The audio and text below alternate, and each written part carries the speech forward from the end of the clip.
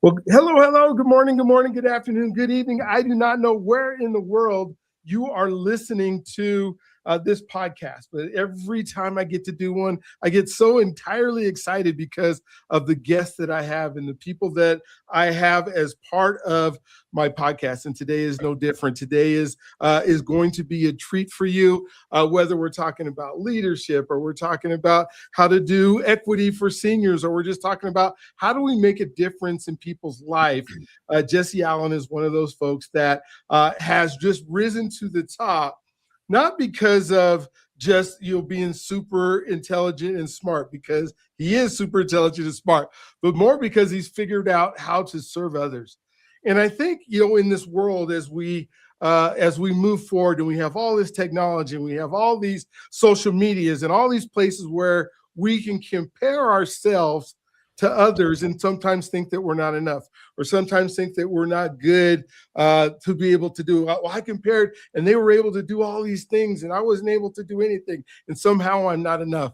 That's not what we're going to get from Jesse today. What we're going to get is a person who is dedicated to helping individuals be the best that they possibly can be, that they can excel in their own craft, that they can take their skills, move them in a way, not only to just make their lives better, but, in order to make their families better, in order to make their relationships better. When we think about living boldly with purpose, or we think about our journey to what freedom is, we think about, how do I live within what I'm called to do? Why am I here on this planet?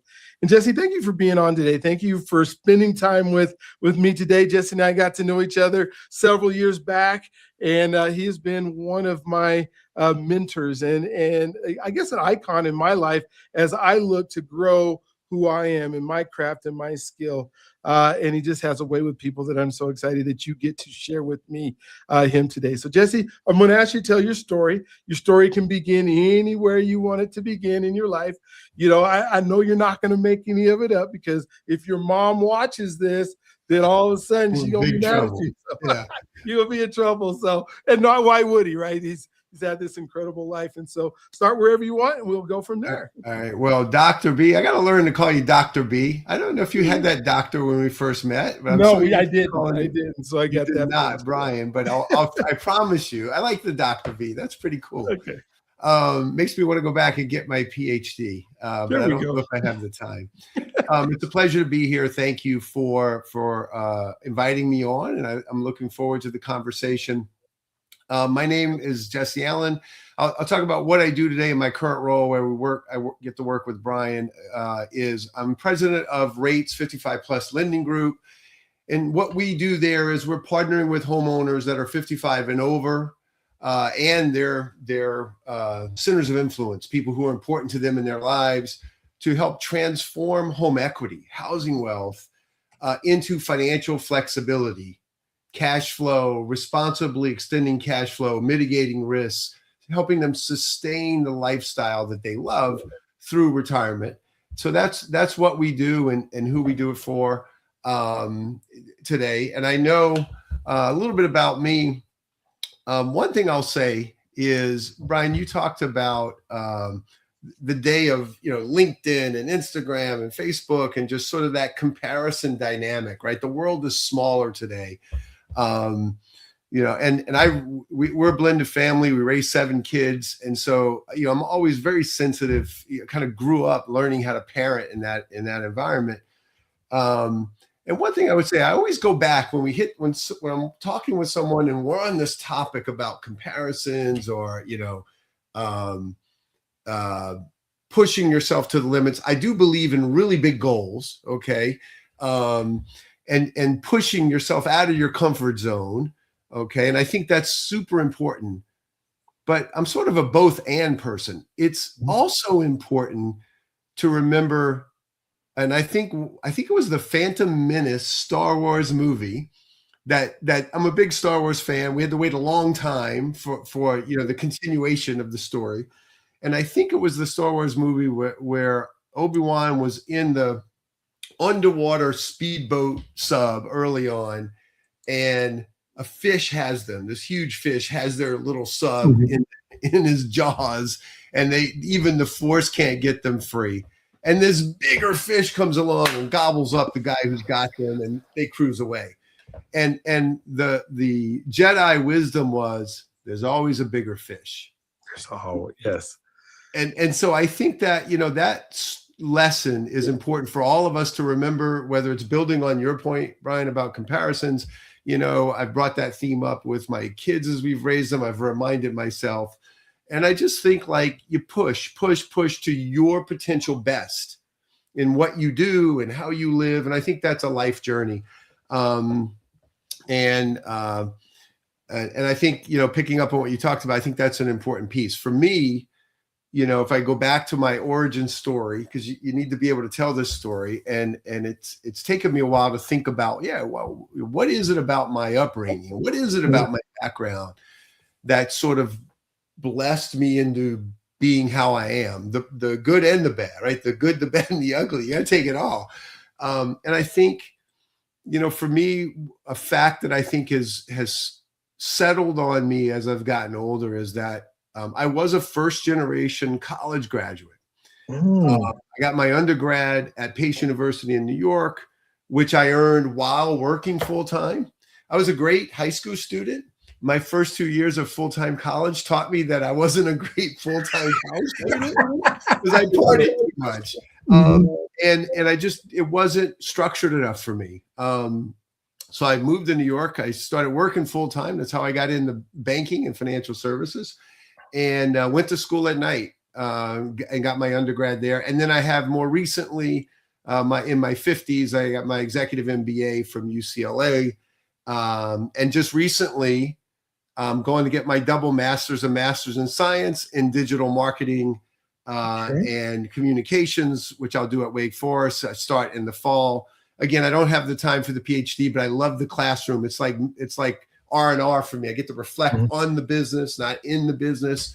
I learn all these great, cool skills in areas that are interesting. So a little bit about me there. I've held my Series 7, my 63, my 24, all those securities licenses when I was a banker, and of course, insurance licenses and obviously mortgage license. So I believe in self-development in a structured way and also unstructured. My early, from a career point of view, when I think about what I do today, I began my career, as I mentioned, in traditional banking, in the inside of large institutional platforms. And much of the business, by nature of just those big places. Now, I started working as a teller in a bank because they would pay for, I mentioned college, they would pay for tuition. That lasted about 5 minutes, and then they started not paying 100% of it. But those institutional banks were by very nature commoditized, and it became more so during my 15 years in banking. But even early on, I think because of my upbringing, I found myself pulled towards financial services and products and customers that felt more personal. Investments, insurance sales, small business lending is a fantastic business. And then eventually mortgage lending, because with those, in those products, in those capabilities, when you're working with clients around those topics, those are places where the work truly shows up and you can truly impact someone's life or someone's business. And I just naturally, gravitated to that. And I think that was personal for me. I came from a working class, blue collar background. I learned early on, as I mentioned, that financial opportunity is about more than just money. It's about access to information, access to trusted advice, to a broader perspective, and that the right solution, financial solution, right, at the right moment matters. And that belief has stayed with me throughout my career and has shaped the way I lead. And ultimately, I think led me to doing what I do today in mortgage lending, and more specifically, active adult mortgage lending. There's so much to unpack in the story. That's why I decided to stop. I can keep going, but I got to give you a chance to ask questions. Which is so cool, because one of the things I usually ask a lot of my guests about is just identity. And part of your story said that you were a first generation college student.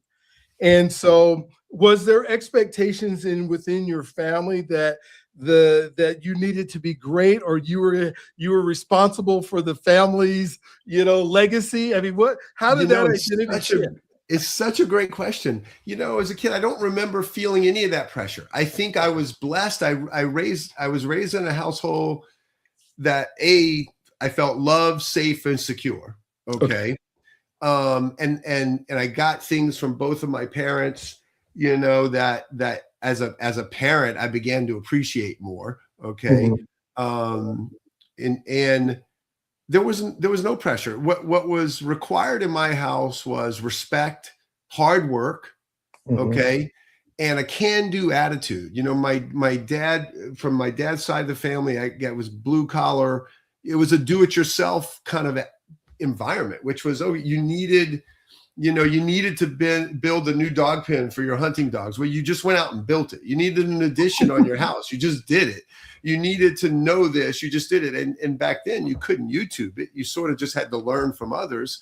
And I think my mom early on, I remember the first thing I remember about her was sort of the academic side, maybe, where she went back to school and became a nurse, raising 3 kids in the middle of working. And then, so I think I learned through osmosis. There was no pressure, but there was never a doubt in my mind.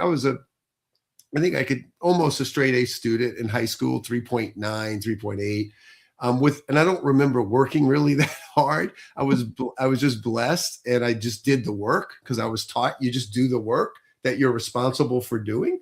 And so to me, after high school, I knew, as grateful as I was for the care and the environment and the environment I grew up in and the lessons of that, I knew I did not want to be a welder, carpenter, pipe fitter, or laborer at the petrochemical plants along the mighty Mississippi. I grew up outside of New Orleans, and that was a big part of that labor experience.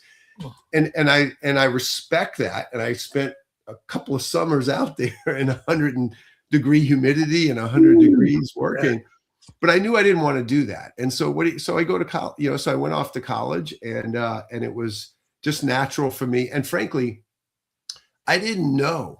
The thought that I was a first generation college grad never occurred to me when I was living the experience. You know how I found out was years later when I graduated Pace University in New York. I sent out all the invites, right, to family. And at that point, I was already like a working young adult. And my aunt, my dad's oldest sister from Louisiana, calls me out of the blue. And she was a great lady. And she was a financial advisor herself.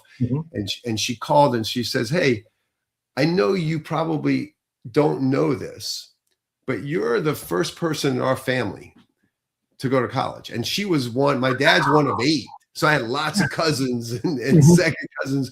And my mom was from she was a New Yorker, but from a relatively big family as well. And that was true on both sides. And it just, when she said it shocked me. I was like, really? So we start ticking through the names. And so to answer your question, no, I felt love. I was taught valuable lessons about hard work, respect, responsibility, a can-do attitude, right? Just even if it's not perfect, just go do it, get it done, get out of your comfort zone. And self-development, sort of being aware, and right, and self-development, get out of your comfort zone. And those were the lessons that I think I can't even take credit for it, because it was just a natural, organic offshoot of the environment I grew up in.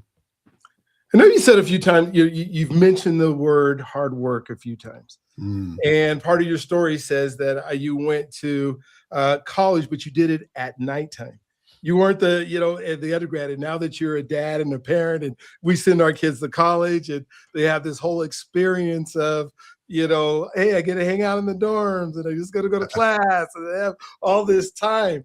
Do you believe that if success leaves clues, and that's what you did, left it open for you to excel faster because of maybe some of that work ethic that happened? Because it's not easy to work all day and then go to school and then do homework and then do all the things that it's very difficult. I think what my life has taught me is there are many paths you can take to success. Okay. Mm-hmm.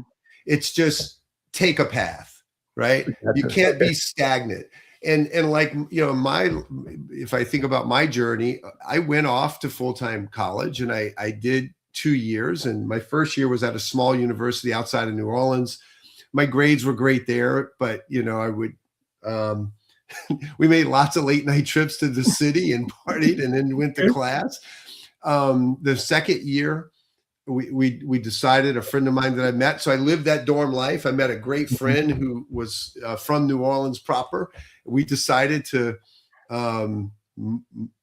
go to LSU the next year. And we had a cool little apartment right across from Tiger Stadium. Those that don't know LSU, go check it out. Tiger Stadium is the place to be, Death Valley. And sort of my GPA went like this. And now others had taken that path, right? And had done great.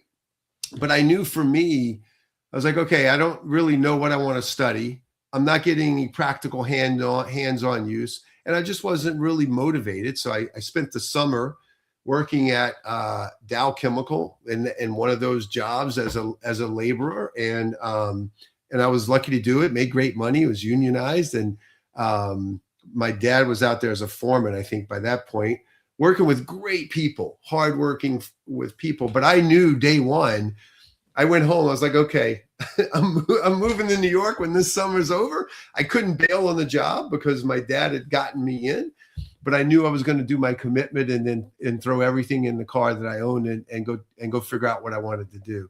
And so for me, as it turns out, I decided to get a job in Manhattan as a teller in a bank because it wasn't in 100-degree weather in South Louisiana. And I could work hard. I got to mix with people. I got to learn new things, and they would pay for tuition. And I went to school at night. And so for me, success was, hey, work all day, build a career, start to learn, and then go right from work to class. And then as it turned out, I had great professors at Pace because in the evening part-time classes, this is again circumstantial blind luck, I had working professors. Mm-hmm. And so it was real world application of the academics right out of the gate. And that's been a theme for me. I just took to that. And I think that was success. I think, we've had all flavors. We've raised 7 kids, and some have gone directly to school. Others have gone to community college to play sports. Others have done part-time on both. And my thing is always like, be moving forward. Okay. Pick a journey. And I'm a big believer in trades. We should be investing, I think, much more significantly in trade schools and welders and pipe fitters and even technical software engineering trades. So I think it's important that people are always nudging themselves out of their comfort zone. And I think many flavors of how you do that can work as long as you're sort of honest with yourself and you're really pushing yourself out of the comfort zone is what I think is important. I love how you say nudging your way out of the comfort zone and being willing to be uncomfortable. When I think about personal development and, as you've been able to move yourself and raise yourself, up whether it's a corporate ladder, kind of with an entrepreneurial spirit and some of the positions that you've had, what are some things that you've been able to do that you believe has made you successful in the personal development, like the things that you had to do for yourself in order to be a better person so that you could become who you are? Oh, such a great question. I think, for me, the number one sort of BS radar, was becoming a dad. Because once I had my first child, now my kids might debate me on this, which is awesome. Okay. Every year, they're all adults now. I'm very opinionated.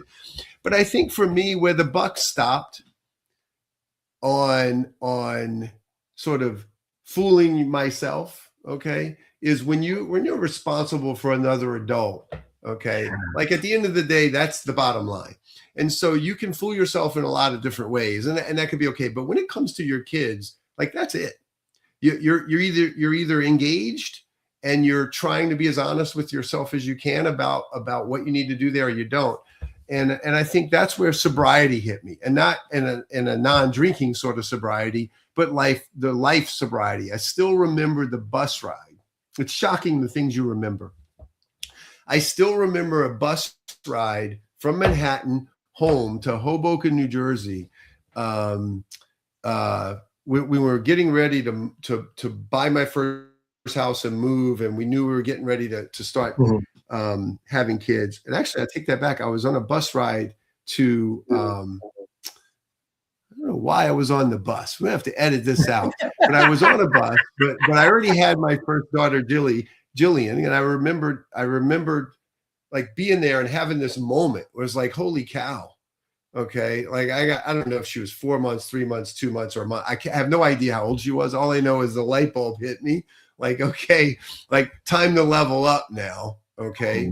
And so I do think that was a personal transformation for me. I've had, personal crisis that have forced me to sort of look myself in the eye and be like, am I really achieving that best version of myself? Or am I sort of, believe in my own stuff too much? And I think most people always fool themselves. Like I think it's active sport to be completely honest with the person you see in the mirror. Okay. And raise the bar in yourself. And at least that's my experience. And I think I've seen enough of life to believe that a lot of people are, struggle with that or have to actively work on that. You have to choose who you want to be and make yourself uncomfortable. And I've made myself uncomfortable sometimes out of necessity. I mean, some people ask me, usually I get asked once in a while, like, what's your greatest professional accomplishment?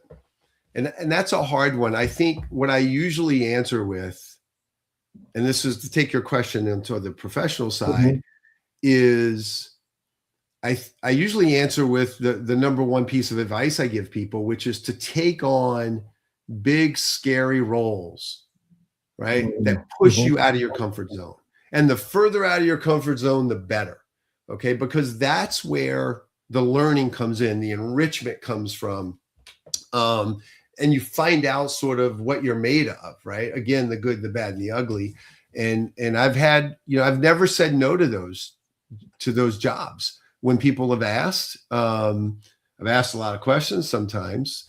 Sometimes I have other options. Like, how'd you like to do this? I'm like, well, compared to what? Doing nothing's not an option.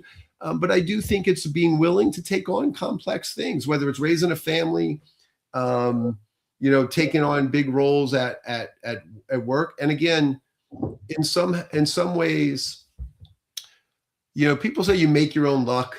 And I think that's kind of true. In some ways, it's easy to articulate this in hindsight.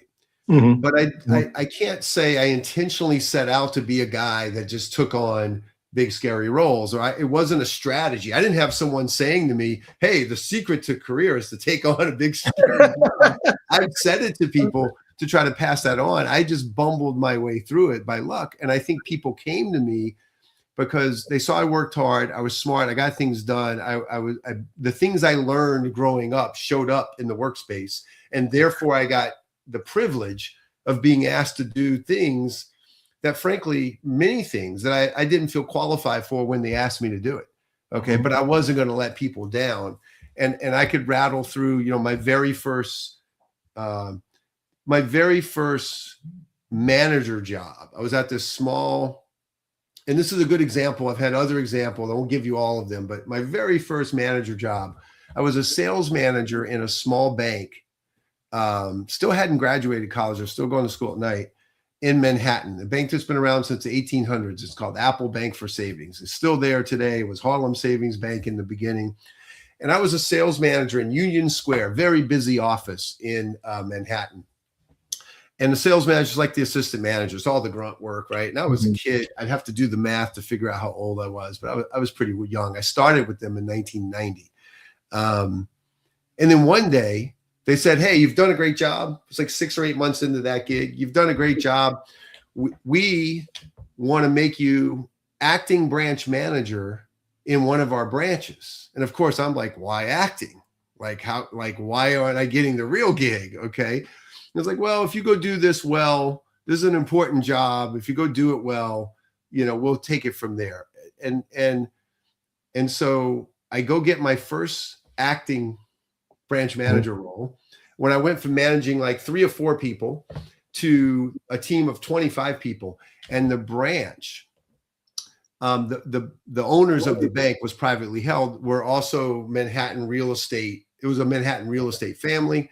So they owned a bunch of buildings. Well, one of the buildings they owned was right across from Macy's, Herald Square. Okay. And it was a big, huge branch. It had been there 35 years, run by the same branch manager for 35 years.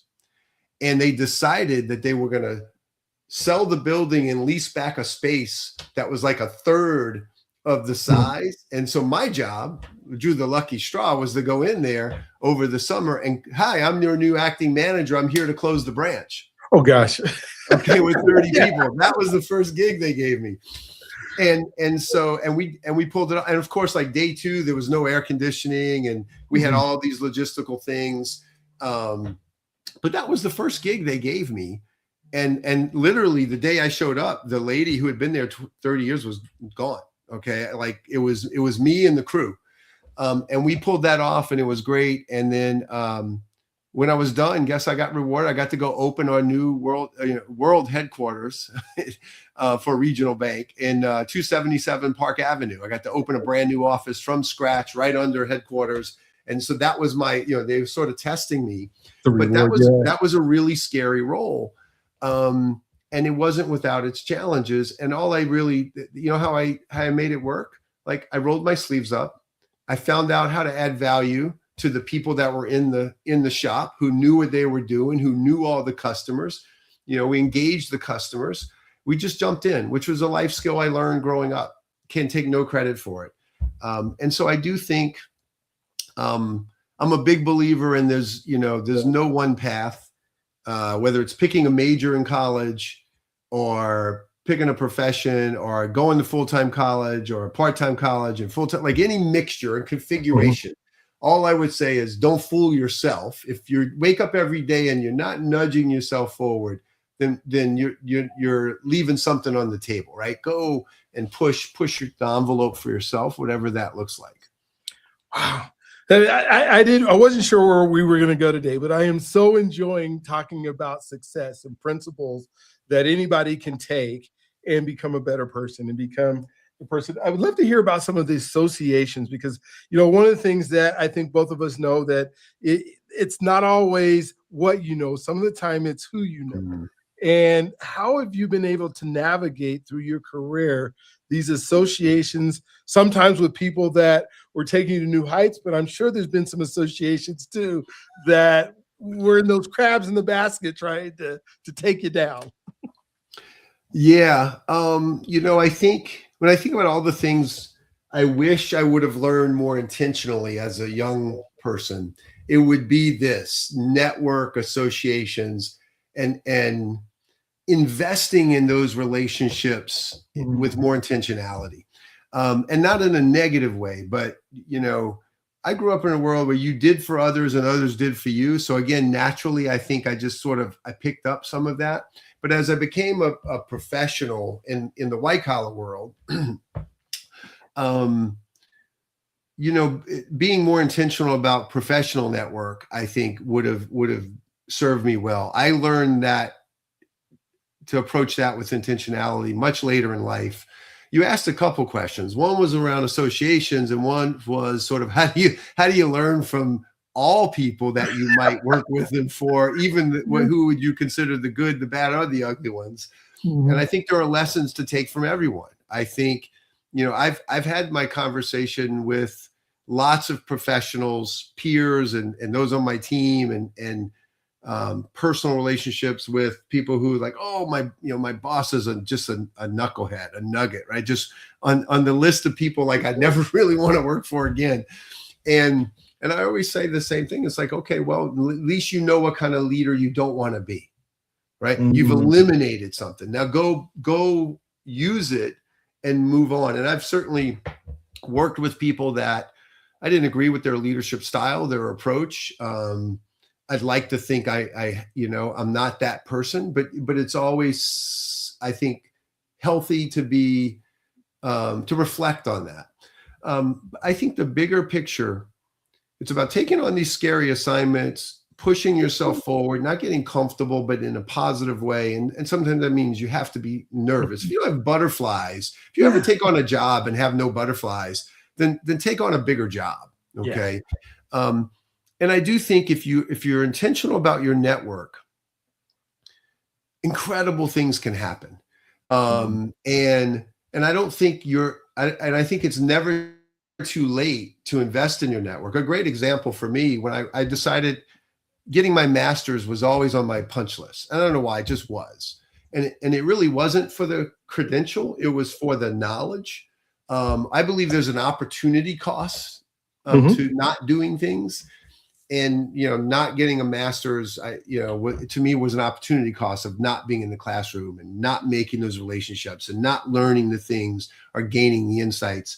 And so it was always on my list. And it took about a dozen years before I started, took a leave of absence. And then many years later in my 50s, went back to it. And I went to UCLA's Anderson top ranked executive MBA program. I met some great people, and going into that program, I was like nervous. I'm in my 50s. I'm going back to class. The average person was 38 in the class. And so, I was talking to people who were in the class or in the cohort ahead of me. And I'm talking with, I must have talked to a dozen people. And I'm sitting there going, holy cow, like, what am I going to do to technologically get up to speed, right? I was still taking notes. And here's a lesson learned, and I'm going to get back to your network question. So I'm having all these discussions, and I'm like, wow, I'm not really sure. Like, this might be more than I can handle. I'm running a business. I have, older kids, because this was, I think I graduated in 22. So it was, recent history. But I was super busy. And so I started getting a little bit of cold feet, and out of the conversations I was having were making me have more cold feet. Like, one person was like, oh, you got to get a digital tablet, and you have to, take all your notes on digital, and you got to be able to, take screen. So I'm like sitting there like, holy cow. So I'm doing all the research. I got my tablet. My daughter was in undergrad at UCLA, one of them. So I got her on the phone. I was like, all right, teach me how to do this, and how do you cut and paste? And I'm sponging everything I can, right? Because I didn't want to be the old guy in class taking notes on paper and falling behind and not, a contemporary learner. Okay. Well, so I do all the work. I show up in class. I'm one of like 3 people with a digital tablet, and I'm showing other people how to, embed the PDF and take notes right on it. Super cool. I've never gone back. Okay. I believe in digital now. And I can have all my notes with me at all times, because it's everywhere. It's your laptop, it's tablet. And I share that because you'll take something there. You and I talked about the bigger fish Star Wars analogy, right? I went in thinking, oh boy, I'm going to be way behind these kids. Okay. And they're all, you grew up with technology in a way in the workplace I didn't. And I rolled up my sleeves. Okay. And I put the work in to make sure that I got the most out of the learning experience. And I was not handicapped in any way, competitively or to get the learning. And I ended up sort of setting the pace. Okay. And so there can be a lesson for you there. And I think that the relationships, and I've learned this, I think, in the last 15 years really well. And the UCLA experience was the icing on top for me. The relationships that you get out of everything, your professional life, your personal life, academic life, the more you can integrate those relationships and those experiences, even though you're in different roles, and the more you can look for ways to be a connector. I get value. I love being a connector. I met so many really cool people who've run businesses and sold businesses and raised capital and have capital through the MBA experience, that not only did it make me better when I left and I went and raised capital, the gig before this one, we raised some capital and we did our own launch. I've been able to connect people from all walks of my life professionally into my network.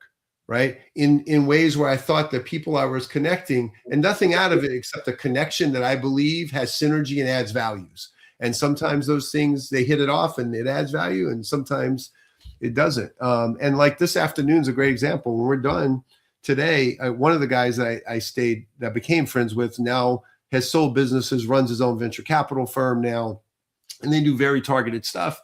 But I have another friend of mine who runs his own marketing company who's doing a capital raise. I'm connecting both of them on the phone today, right? I've known both of them for 5 years. I'm connecting them on the phone today to see if there's a fit.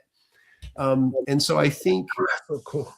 Don't burn bridges, and you can't always walk around with sort of a hat in hand, right? I think it's I don't know if I think this was a Stephen Covey / Zig Ziglar theme. Okay. Mm-hmm. Those that know Stephen Covey, I'm sure if you're not in sales, you may not know Zig Ziglar, but you should Google him and figure him out. But the theme is, you can get what you want if you help enough people get what they want out of life. Okay. Mm. And I think if you're in sales, you have to be living by purpose of helping others. And you want to make a living, and you have to take care of your own family, and it's easy to be motivated by that.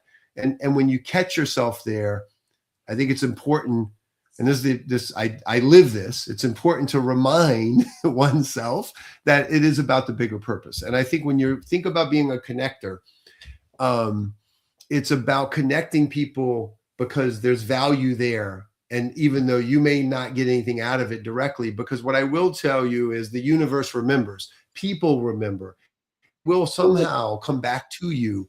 And you just have to believe in that, and you have to operate with good intention. And I think people, can sense it, just like your kids can sense it and animals can sense it. People have a sixth sense. And I think your network, that association, it's truly got to be an association. It truly has to be, it's not network in a left brain kind of way, right? It's emotional right brain kind of network. That's the value add stuff. So I think that's the sort of the ramblings top of mind that occur to me when you ask that question about how important it is to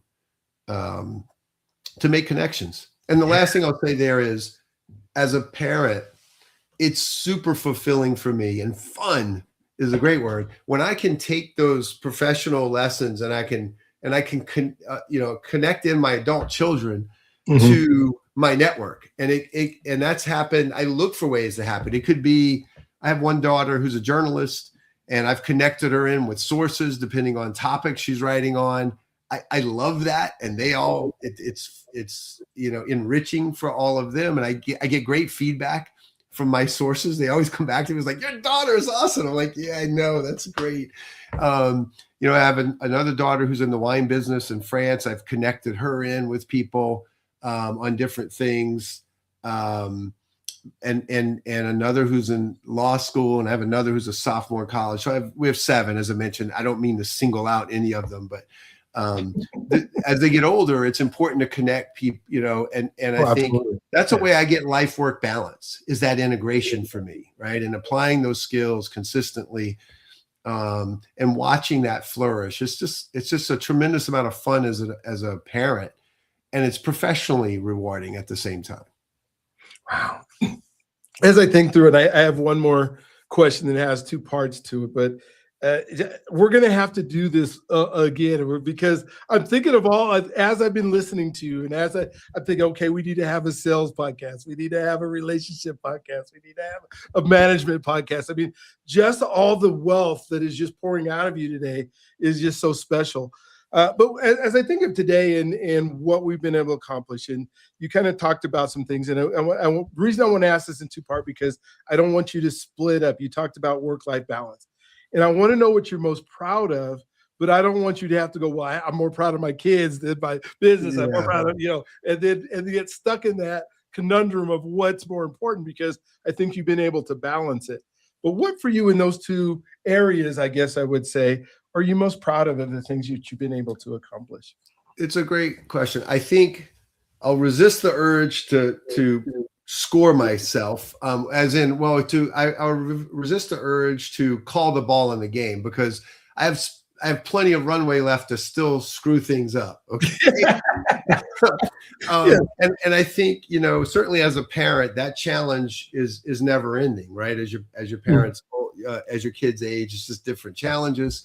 I think what I'm most proud of is just is surviving and thriving, keeping the current moving forward, right? And not always by being intentional about it. So I can't claim credit, as I mentioned before several times, about all of this being, intentional.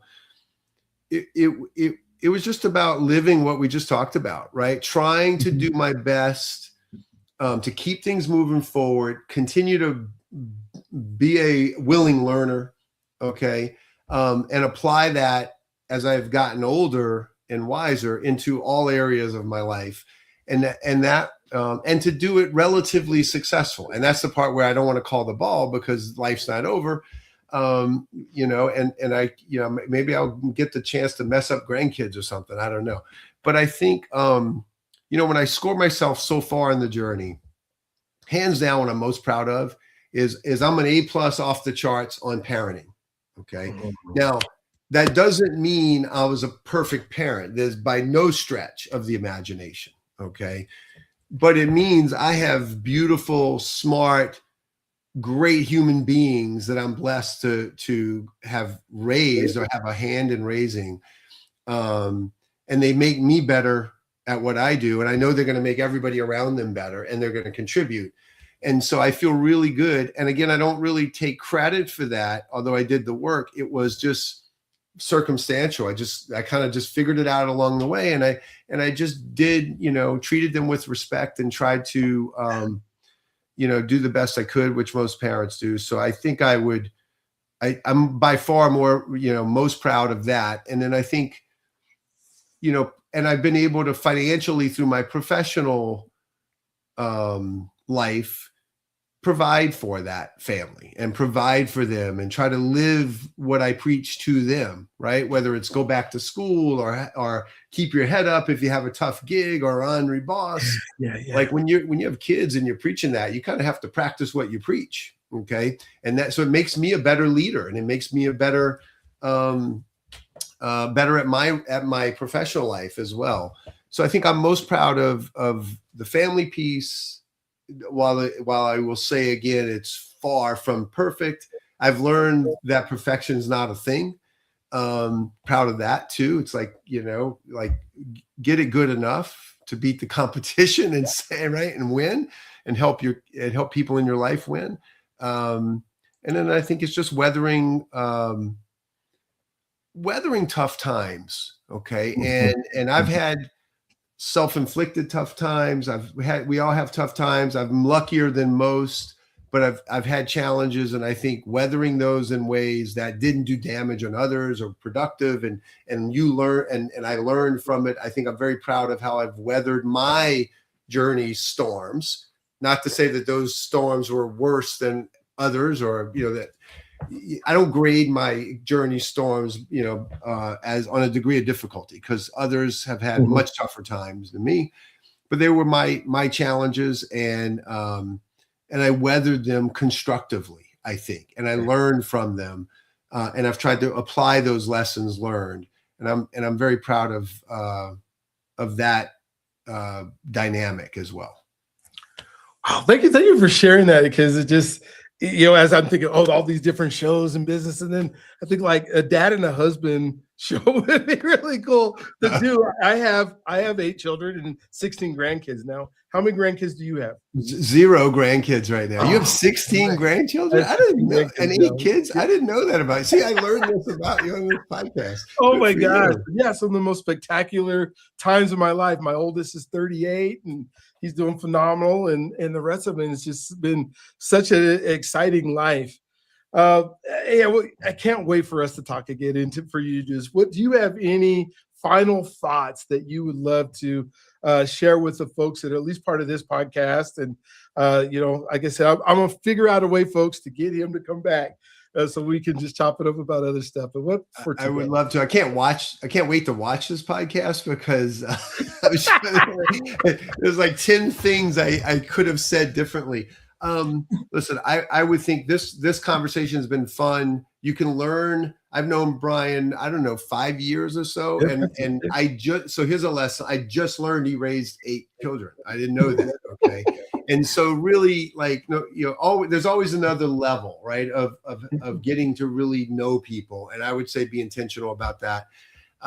This has been fun. I think, hopefully you picked up 1 or 2 nuggets that resonated for you, whatever it is. Maybe it's go have a great big family, and that's fun and challenging. I can honestly say I do sort of judge people when I see young families with like 2 kids and they're hectic and they're everywhere, and I just sort of look and go, oh my goodness, no idea. So it's not for everyone. But hopefully, it's been a lot of fun, Brian. I appreciate it. I hope that people can heard at least one thing in our conversation that resonates.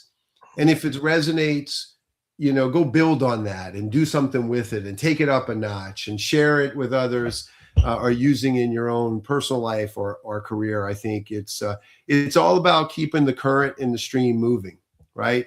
And this is a Bruce Lee saying. I'll end on this one.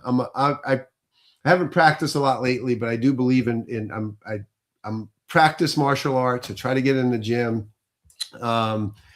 And there's a couple things that Bruce Lee said, then practice, that stuck with me. And one is, be as fluid as water. So this is about, it's being at peace and sort of letting things go and moving on, right? Release the past. It's also a theme, but fluidity as water resonates, right? It's as tough as nail. It cuts nails. It cuts through rocks. And I think personally and professionally, I would leave you with that. Like that's a great philosophy for life. Okay. Be as fluid as water, and you're always going to be out of your comfort zone, and you're never going to be stagnant. Right. So I think that's important as human beings. And the other is, be confident plus. You think about how confident he must have been in his art form and his martial arts. And his thing was still confident plus, get to that next level. And that doesn't mean know it all. It just means that belief in you and that can do kind of attitude is how I interpret it personally. And I think those are so important concepts to live, practice, demonstrate, teach others, whether it's grandkids, children, professionally, because it keeps things moving forward, and it forces us to always be striving for the better versions of ourselves. And I think I'll leave you with that. All right. Well, thank you. This has been an honor and a pleasure, Jesse. Thank you so much. If success leaves clues, there's a whole lot of clues. I got a couple of pages of notes of clues that I gleaned from today's conversation. If this is your first podcast, and we have many more like this, like I said, I'm going to try to get Jesse back to really talk about what does it take to live boldly with purpose and be successful. And so thank you for being part of today. Hit subscribe, notifications, whatever you got to do. Don't forget that you are God's greatest gift. He loves you if you allow him to. Let him just love on you and go out there and be an answer to somebody else's prayer today. So we'll talk to you guys on the next one. Have an incredible, amazing, awesome, awestruck day. We'll talk to you on the next one.